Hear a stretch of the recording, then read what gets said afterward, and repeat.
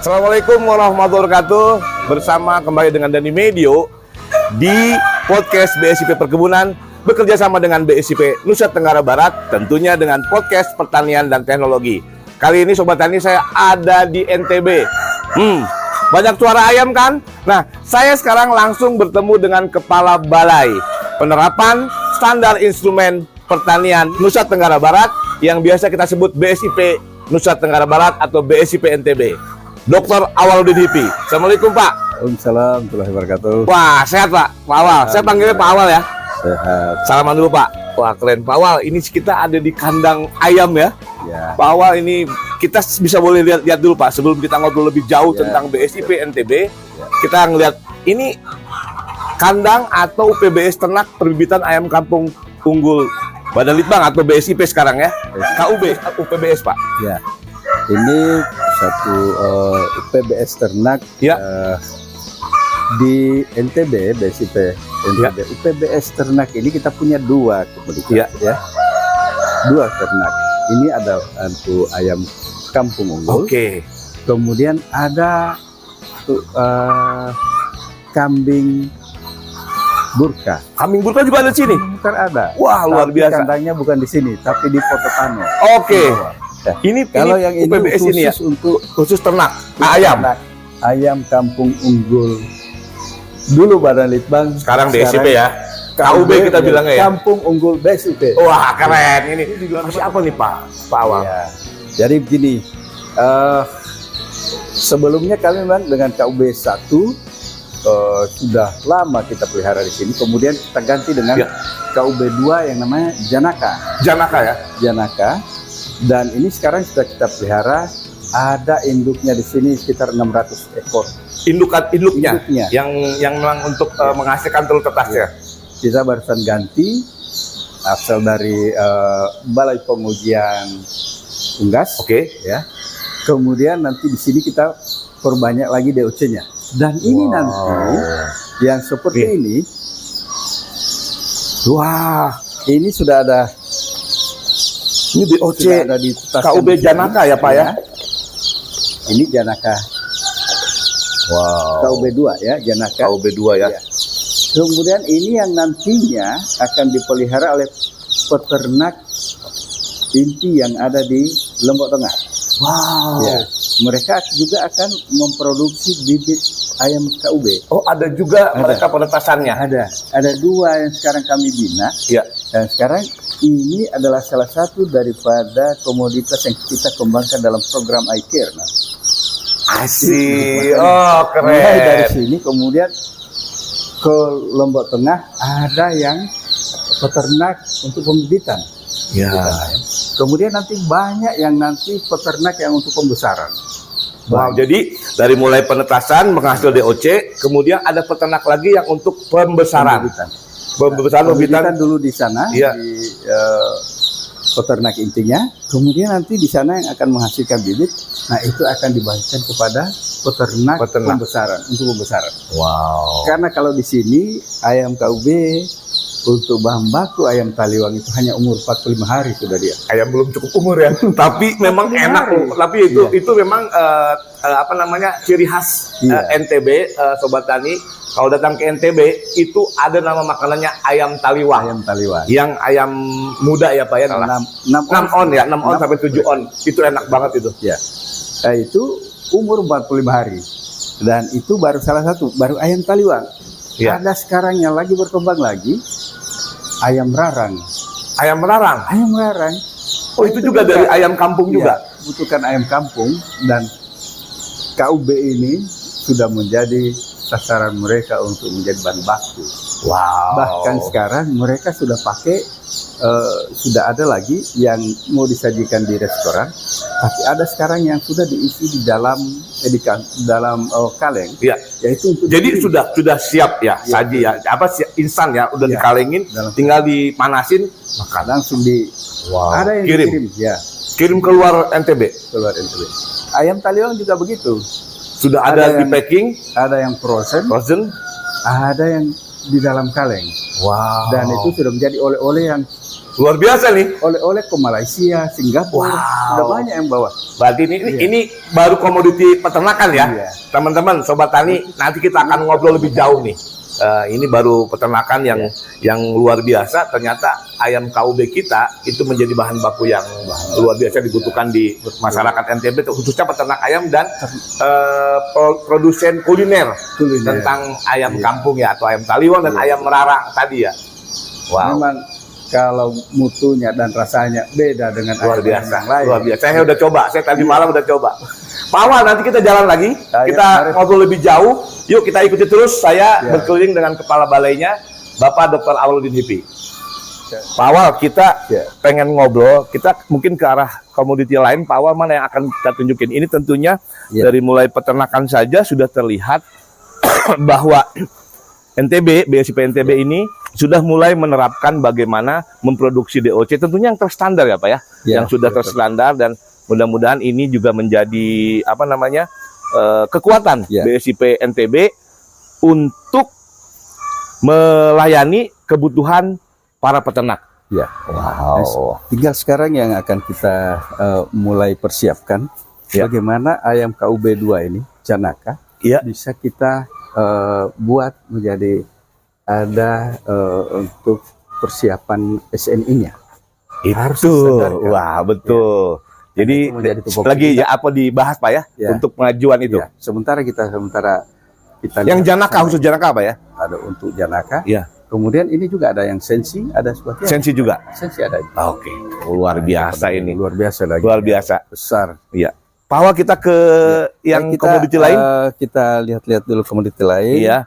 Pada saat ini memang NTB lagi setiap tahun, sejak tahun 2020 sampai dengan 2022-2023 ini sudah ada target untuk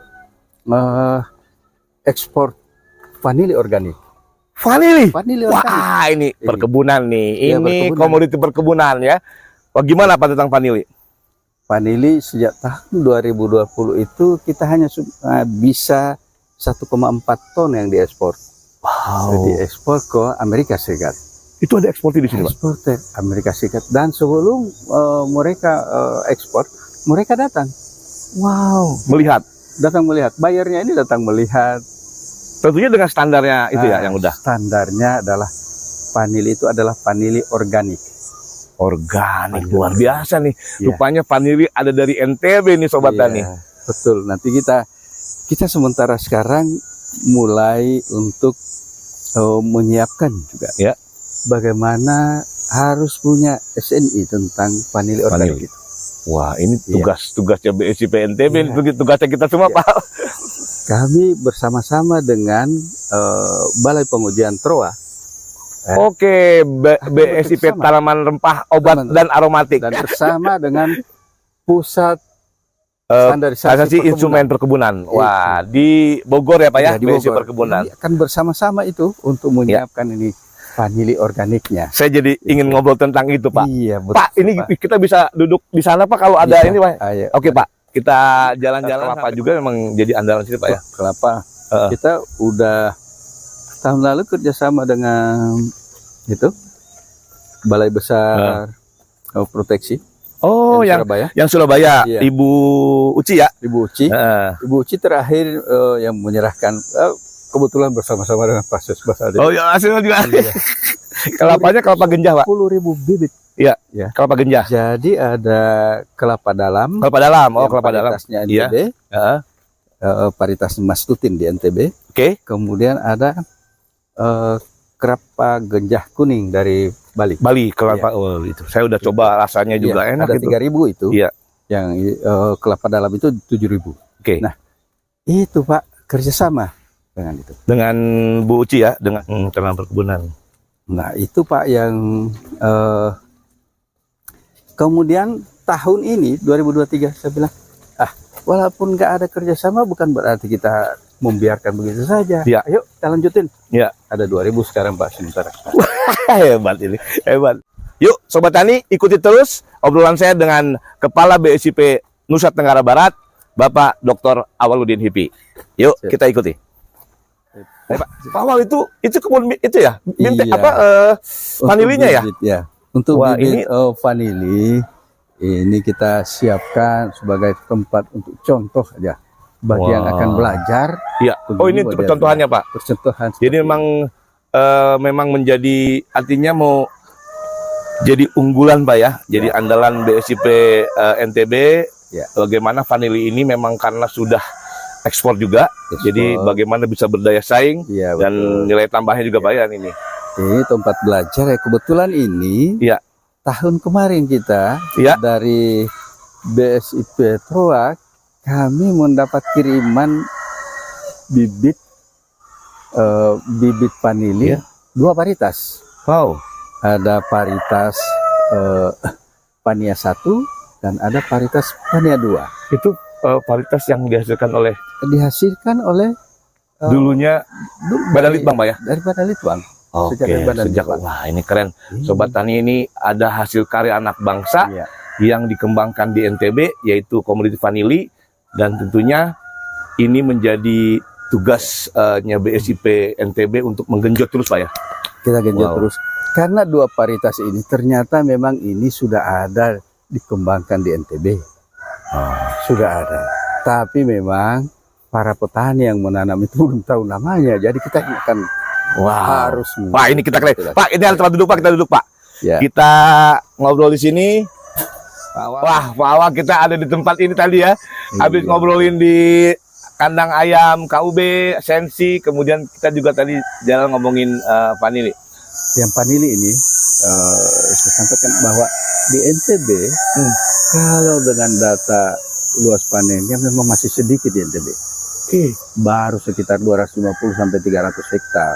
Bisa panen. Padahal dalam petanaman itu oleh kepala dinas dia sudah lihat bahwa itu sudah ada sekitar 17.000. Sudah 17.000 hektar. Nah, yang setiap tahun seperti tahun ini ada 3,5 ton untuk target ekspor. Ke Amerika. Tahun ini. Dan ini semuanya adalah vanili organik. Dan laboratorium yang menguji itu yang ditunjuk oleh Bayer dari Amerika Serikat itu laboratorium di Belanda. Nggak sembarangan, Pak ya nunjuknya. Dan ini yang harus kita pelajari, Pak. Dari vanili organik itu ada 99 parameter yang diminta untuk harus dipenuhi. Dokumen itu, Pak, dokumen itu. 99. Dan kita sudah punya itu, kita melihat dan kita harus belajar itu. Ya, ini yang kita maksud harmonisasi. Harmonisasi. Ya. Itu baru di Amerika Serikat. Ada yang ke Prancis lagi minta untuk ekspor. Itu beda-beda, Pak. Beda-beda lagi standarnya mereka. Kemudian ada yang ke Jerman. Permintaan itu, Pak. Wow. Belum kalau ke Cina tidak terlalu ini, Pak. Dan itu memang betul-betul, Pak. Kalau untuk vanili organik ini sangat-sangat betul diperhatikan. Karena memang negara itu yang satu, memang lahan pertanaman harus betul-betul organik. Ya. Ada beberapa memang yang sudah dan itu sebelum itu diekspor produknya semuanya sudah masuk di dalam standar organik ini lahan. Gitu.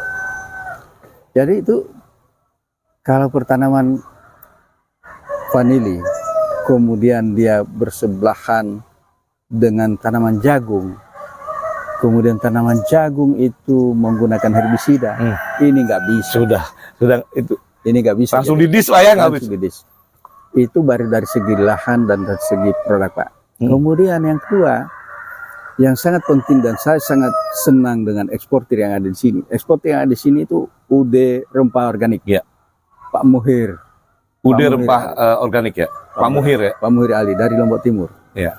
Beliau selain itu memperhatikan juga bagaimana kelompok tani. Ya. Karena pembelian untuk yang vanili basah saja. Ya.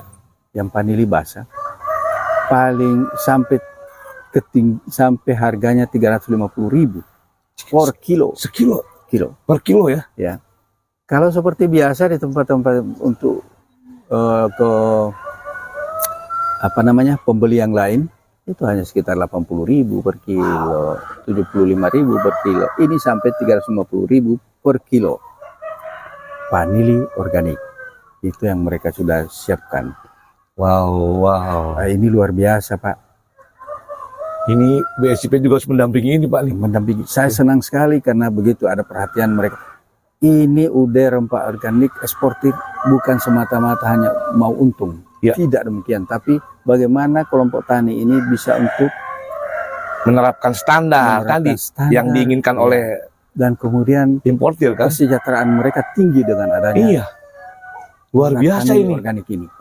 Luar biasa. Pak, 350. Mereka menetapkan itu selain lahan tadi, juga ada satu, Pak. Kalau ada kelompok tani yang tidak jujur terhadap anggotanya, mereka tidak akan fasilitasi. Wow. Itu.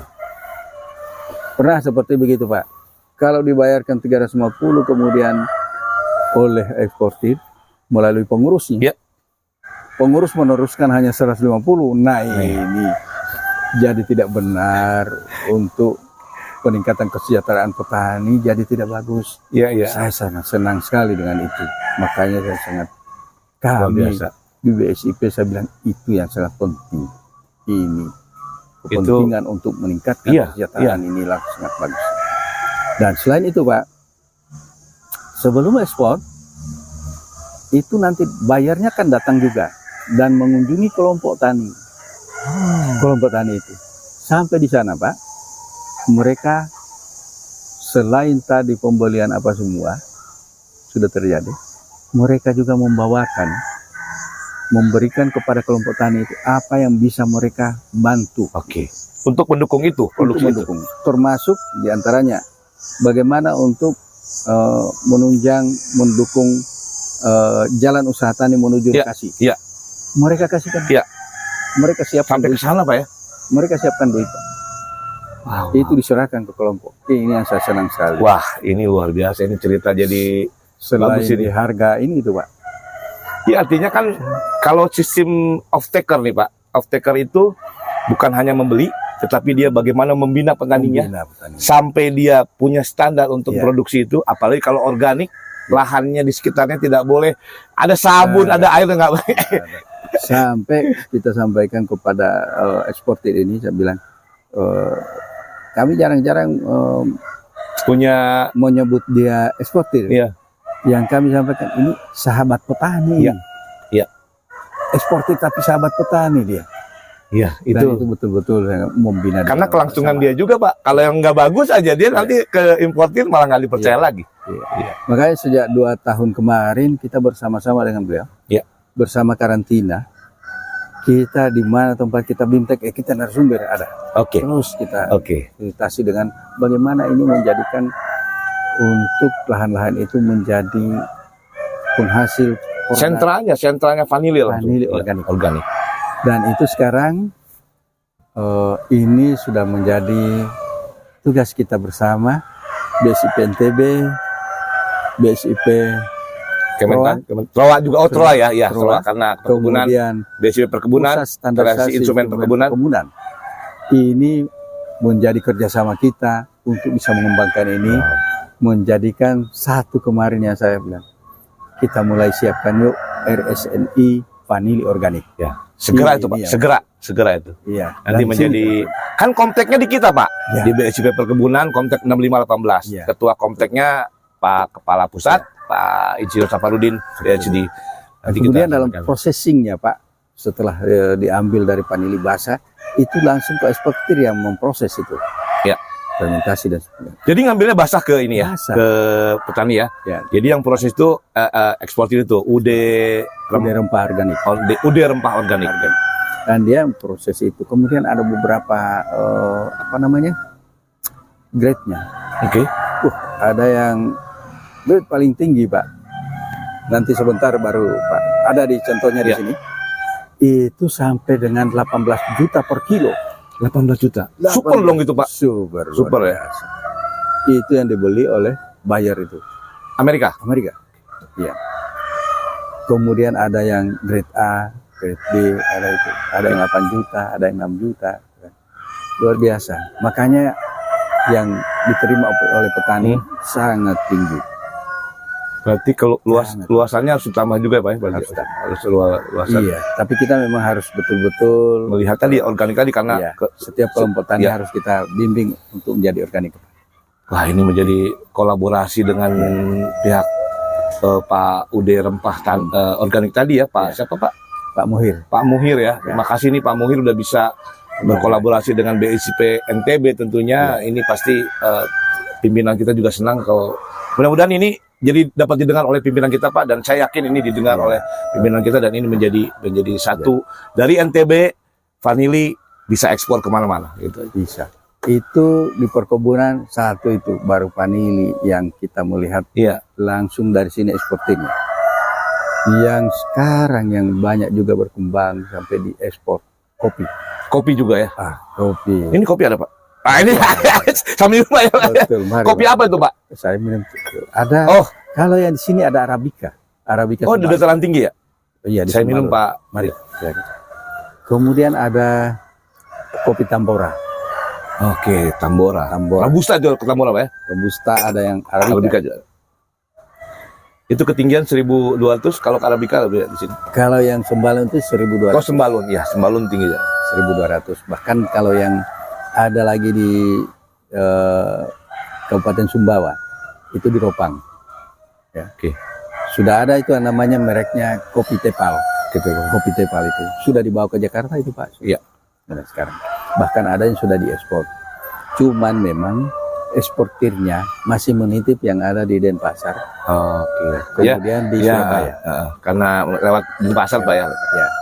Kemudian selain itu, selain kopi, ini lagi yang sering kemarin sarang burung walet. Juga ada Pak di Lombok ya. Itu ya apa namanya, memang di mana-mana saya lihat sarang burung walet yang luar biasa kalau ketika ini. Iya betul Pak. Ini mudah-mudahan perkebunan tanaman pangan juga memang nanti Pak Kepala Balai kan bisa melihat prioritinya Pak ya. Luar biasa. Perkebunan itu ada vanili, kopi, kelor ini Pak. Ya, Utama Jaya sudah ada perusahaan. Ini sudah ke 14 negara dia kirim. Iya, luar biasa ini. Ini bahkan camilan-camilan udah kelor semua, cara itu udah menjadi. Ada kopi kelor, kemudian ada teh kelor. Keripik juga saya lihat kemarin di oleh apa? Di Sasaku tuh NTB. Ini ada di Mataram perusahaannya Pak. Wah, luar biasa nih. Utama Jaya. Dia sudah dilaporkan saya lihat juga bahwa sudah 14 negara yang sudah